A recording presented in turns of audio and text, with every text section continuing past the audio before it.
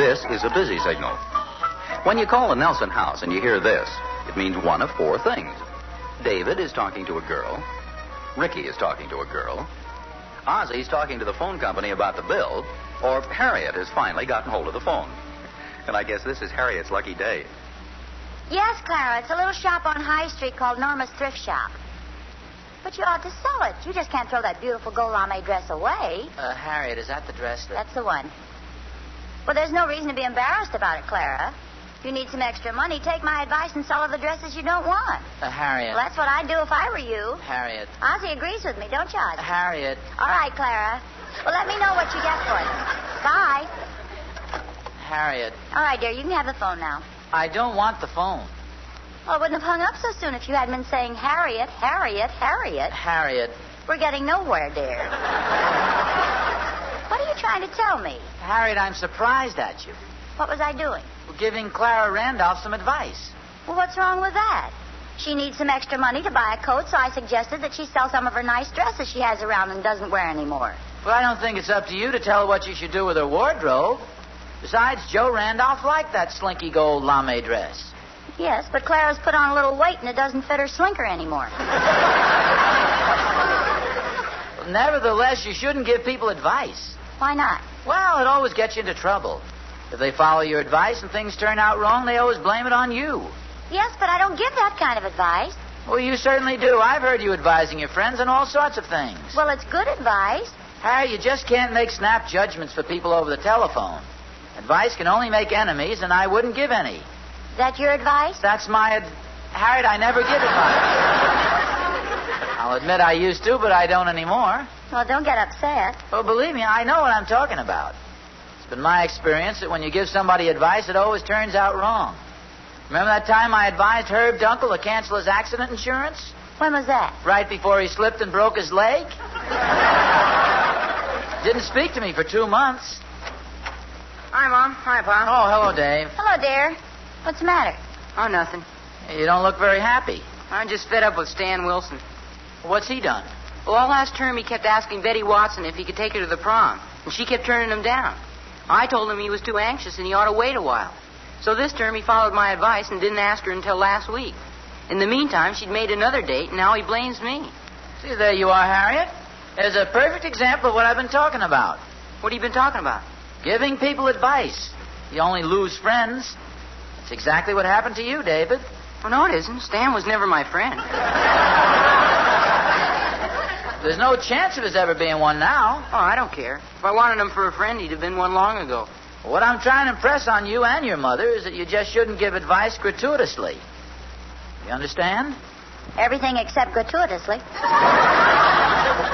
Harriet. I don't know either. If Mom hadn't asked, I would have. Well, if you want to know what it means, I'd advise you to look it up in the dictionary. How can you gratuitously advise him to look up gratuitously in the dictionary when you're against anyone giving advice gratuitously? Well, you know I mean that in regard to important things. Money, domestic problems. If I'm not mistaken, there's a quotation. Ricky, are you in the den? Yeah, Pop. Would you bring me a copy of Lord Chesterfield's letters? Regular or king size?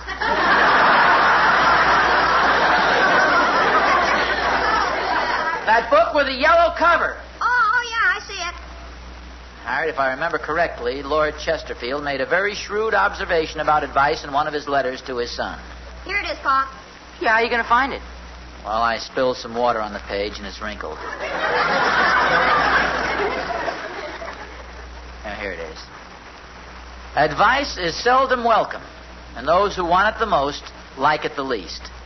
In other words, people say they want advice. When you give it to them, they're angry. I'm convinced, Your Lordship. See, boys, the value of having a good knowledge of English literature, you can always use it to prove a point.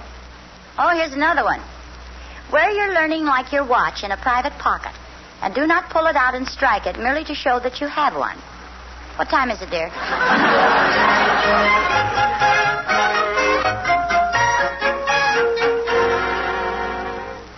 Yes, I understand the whole problem, Helen, but I just can't give you any advice. Good girl, Harriet. But, Helen, let's put it this way. Suppose I called you up and told you that my best friend gave a luncheon and didn't invite me. What would you advise me to do? Harriet. No, I wouldn't do that. No. No. Yes, that's right. That's what I do. Well, thanks for the advice, Helen. Bye. Harriet, you cheated. No, I didn't. She gave me advice. You heard me ask her what I should do if my best friend didn't invite me to a luncheon. Well, nevertheless... Come on in, Thorny. Come in, Thorny. Oh, hello, Harriet. Hi, Oz. Hello, Thorny. Harriet, you're just the one I'm looking for. It looks like rain, and Catherine's not home. Think I ought to take our wash in? Oh, don't ask me. I don't want to lose my friend. What's the matter with Harriet? Nothing. Oh, she's probably tired. You ought to take her out to dinner tonight. Thorny, when I want your advice, I'll ask for it. Okay, Oz, don't get mad. I still love you. I'm not mad at you. Good. Then I'll help myself to a cigar. Hey, get your hands out of there. Didn't last very long, did it? Mind if I smoke my pipe? No. Got any tobacco? Thorny, what did you come over here for? Looks like nothing.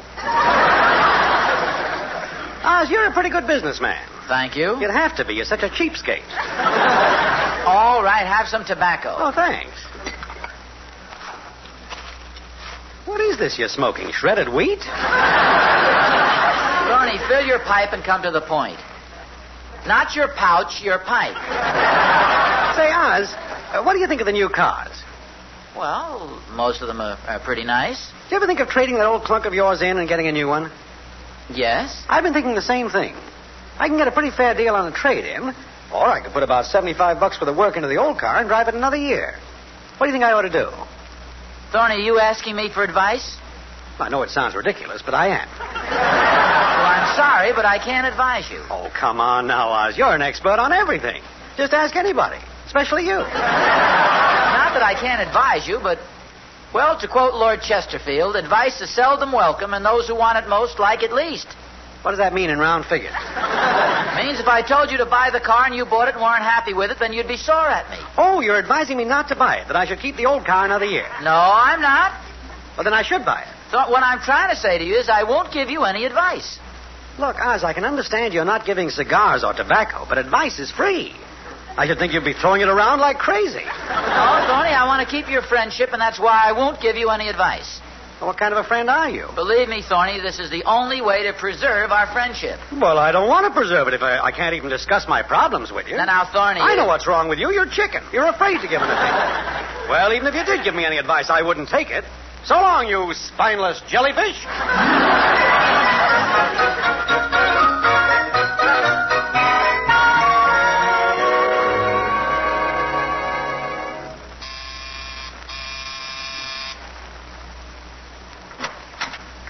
Oswald, George Nelson. That's right. Oh, by George, Oswald, it's good to see you. Well, gee, I'm sorry. Just a minute now. Oh, don't remember me, huh? Well, I know your face. Give me a hint. Rutgers? Oh, yeah? You don't remember Kappa Beta Phi and the old Rawway Inn? We were initiated together. Oh. Now, I say to you, the train is in the station, and what do you say to me? Oh, woo-woo. Southern Nelson. How about that? Good old Kappa Beta Phi. Come on in, brother. Yeah. Oh, I see we have a visitor. Harriet, yes, a Kappa Beta Phi brother of mine. This is my wife. How do you do? Oh, this is a pleasure indeed. What fraternity did you say? Kappa Beta Phi. It's sort of like Phi Beta Kappa, kind of an honorary society, you might say, but more secret. Yeah. Great bunch of guys, eh, Oz? Oh, the best. You never told me about it, dear. Won't you come in, Mr. Yeah, it was so secret we never mentioned the other members' names. That was in college. You can tell her now, Oz. No, sir. When I swear an oath in blood, I never break it. All right, I'll tell her. Well, okay, but it's on your conscience, not mine. My name is Henderson, Toby Henderson. You'd never get me to say it in a million years. Well, please sit down. Thank you. Well, Oz, I guess you're wondering why I dropped in on you out of a clear blue sky. That's just what I did. I'm just between planes. Well, I must admit this is a pleasant surprise, Tubby. Toby. I'll get right to the point. You remember in our sophomore year, we were sitting around having a Coke at the drugstore, and I said to you, Oz, I can't make up my mind what to major in. Do you think I ought to try accounting or advertising? Then you gave me your advice. He did? He certainly did. Well, you know how it is. I was just telling Harriet this morning that giving advice is a bad idea. Well, it's a little late for that now. I did exactly what you told me to do. But it was just one man's opinion, and you can't blame it on me. After all, we were practically kids. Boy, it was the best advice I ever had. Oh, well, good. Because of your husband, Mrs. Nelson, I went into the advertising business, and fortunately, I've managed to do pretty well. Well, isn't that nice? And we probably advertise a great many of the products you use in your everyday life. Yes, sir, Oz. I'll never forget what you did for me. And all these years, I've wanted to repay you. Are you still doing okay? Well, you're darn right. Thanks to your early advice. Well, I've always felt that I'd like to pay you back. And I think I've finally figured it out. I'm going to repay you in kind, Oz.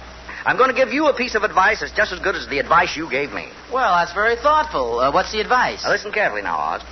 One of our big accounts, Maxwell Chemical, has bought out a small corporation, the Anderson-Dixon Company. Now, the whole thing's very hush-hush, you see, and it won't be announced until Tuesday. When the news does come out, that Anderson-Dixon stock is going to go up at least 8 points, maybe more. Say, that's really something to know. Oz, old boy, take my advice and beg, borrow, or steal every cent you can and buy Anderson-Dixon. Uh-oh, that's my cab. I told him to let me know when we had to leave to get back to the airport. Well, gee, Toby. Toby. I certainly appreciate this. Think nothing of it, and keep it to yourself.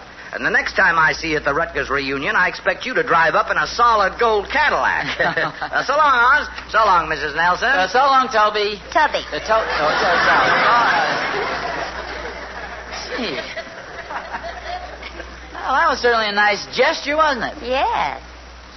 I'd forgotten him entirely. So I gathered. Isn't that funny? I don't even remember giving him the advice, and he says it influenced his whole life. What was the name of the stock? Anderson-Dixon. You think I ought to buy some? Don't look at me. I took your advice, too, dear. I never give advice anymore.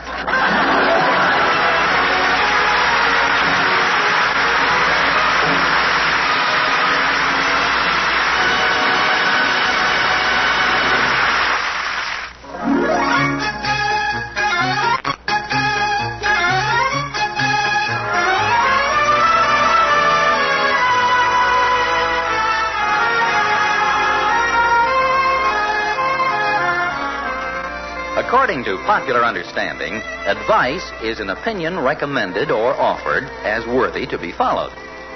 Well, according to Ozzie Nelson, advice is what you don't give any of to anyone unless you want to make an enemy of who was a friend.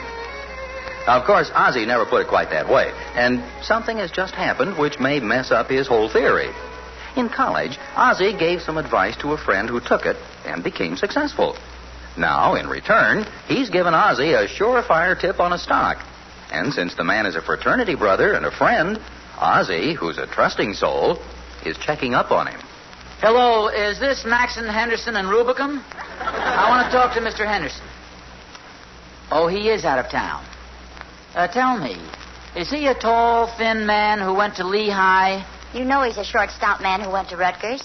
Oh, he's a short, stout man who went to Rutgers. Tallies perfectly with your description of the man who was here, Harriet. Oh, thank you very much. Just tell him I called. No, you don't need my name. I know who I am. That'll confuse her. Yeah, that was pretty clever. Well, I couldn't let him know I was checking up on him. Well, is he who he said he was? Yes, and I'm surprised. I'm surprised, too. Well, why should you be? The man comes here, he tells me who he is, and he's who he is. Then why did you have to call New York to find out? Well, it just didn't seem possible he could take my advice and do so well.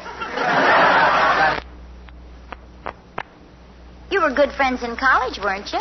Oh, yes. Yeah. I remember once he asked me about... No, that was another fellow, and they got divorced later. Oh, that sounds like an interesting episode. Tell me more. No, it was nothing. Strangest thing, though... You know, the moment I saw this Tubby Toby guy, I knew him, but I didn't know... Well, but when he put his left hand in his right pocket and said the train is in the station, and I said, woo-woo, I knew him. You'd have to. He's got a sensational rating in Dun & Bradstreet's. He's the vice president of an advertising agency. How about that? Take advertising, I said. There's a tremendous future in it. You'll make a lot of money, I said. It's big business. You'll clean up, I said. How can you remember what you said when you can't... Well, it's sort of coming back to me now. You know, it's like a Hungarian dinner. It takes a while, but it's... Do you think that stock market tip is any good? Well, I looked up the stock in the paper. The last quotation was 4 1/8. Not very expensive. Harriet, do you think we ought to just... I have dinner out and go to a movie? It's a wonderful idea. No. I'm talking about the stock. Do you think I ought to buy some? I told you before, dear, please don't ask me for any advice.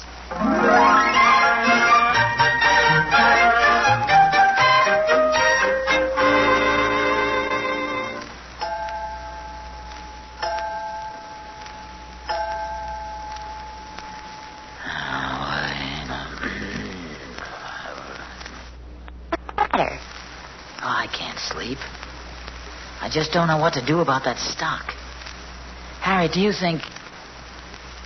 Harriet? Harriet? Are you... Yes, dear. Well, go back to sleep. Harriet, how can you lie there sleeping when I've got this problem? Not sleeping. I wish I knew what to do. Well, maybe if I state the problem for you, it'll clarify things. Now, if you decide to put some money into that stock, you're going to be worried that it'll go down, aren't you? Yes. And if you decide not to invest any money, you're going to be worried that the stock will go up, aren't you? Well, naturally. Do you really want my advice? Well, I told you yes. My advice to you is stop worrying and go to sleep.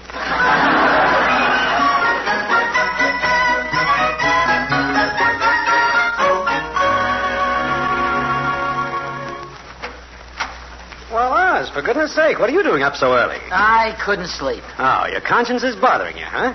And it ought to. Yesterday, I wanted to buy a new car. I came over to see you for a little advice, and all I got was a pipe full of tobacco and a lecture. I don't know which was staler. I'm sorry, Thorny, but I'm faced with a problem. Let's put it this way. Say a friend of mine, whose name I'm not at liberty to reveal, needs some advice. You see, an old college friend of this friend of mine dropped in on him yesterday and gave him a real inside tip on a stock that's sure to go up at least 8 points. And my friend doesn't know whether he should put all his savings in it. How much money have you got? How'd you know it was me? Well, because when you said you had a friend, it had to be you. You're the only friend you've got. Now, Thorny, I'm serious. This is a real, legitimate tip. Now, what do you think I ought to do? Well, what's the name of the stock? I can't tell you that. Then I can't give you any advice. Well, why not? Well, how can I tell you whether to buy something or not when I don't even know what it is? Well, yeah, I suppose that's right. Well, of course it's right. What's the name of the stock, pal? I don't know if I should tell you. You want my advice, don't you? Well, yes, but... What? Oz, I read Fortune magazine every time I go to the drugstore. Catherine's father in Schenectady subscribes to the Wall Street Journal. And I got a cousin who erases the blackboard in the stockbroker's office. Now, could you ask for better qualifications? Well, I'm not much impressed. All right. The stock. Funny! What about the advice? Oh, yeah. Better put on a coat. It's cold out there.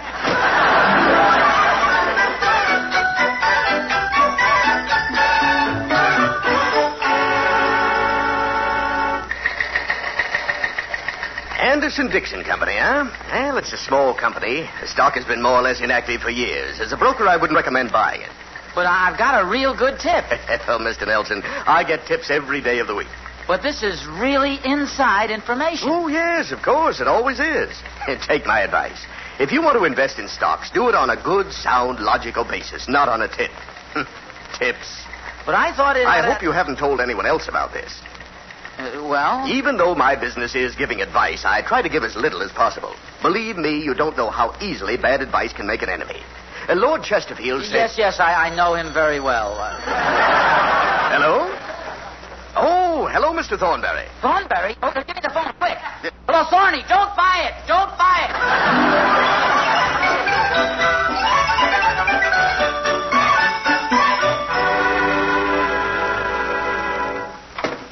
I'm home, dear. Harriet, where have you been all afternoon? Oh, I had some things to do. Here's the evening paper. Oh, thanks.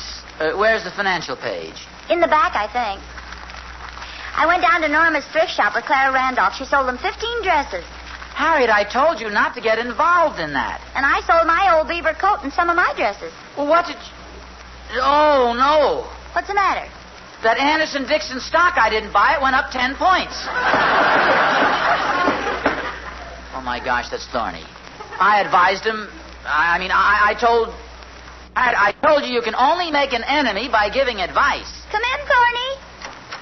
So there you are, Lord Chesterfield. Now, hold it, Thorny. My friend.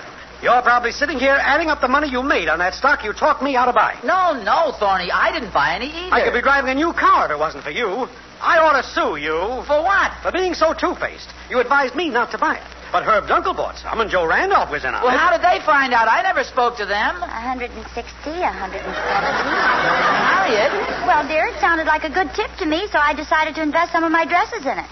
Clara and I met Mrs. Dunkel at lunch, and then I went to the stockbroker's office, and they followed me. The next thing I knew, their husbands were waving checks around, and it was just one of those things. 180, 190. Hey, there's Catherine going into the house. She's loaded with packages. Oh, we met her on the way to the stockbroker's office, too. Thorny, you didn't even tell her about the stock. Well, naturally, she'd never let me take my money out of our account. She's no fool. Hey, I wonder how much she invested. Catherine! 195, 200, 210. 210, not bad for a small investment. Gee, if I'd have invested some real money, I could You have could have made it... lost it, too, dear. You see, you were right about the advice. Because if you had asked me for advice, I would have said not to buy it. And right now, you'd be pretty angry with me. Well, I suppose so. But if I were the kind of a guy who gives advice, I would have advised you to buy it. Then we wouldn't have anything. Why not? Dear, after all these years, you know me better than that. I never follow your advice.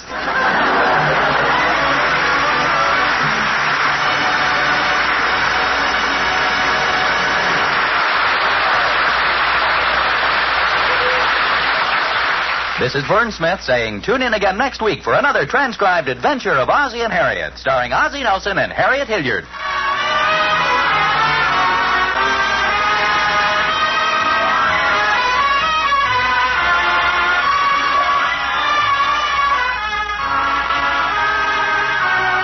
This is the United States Armed Forces Radio Service.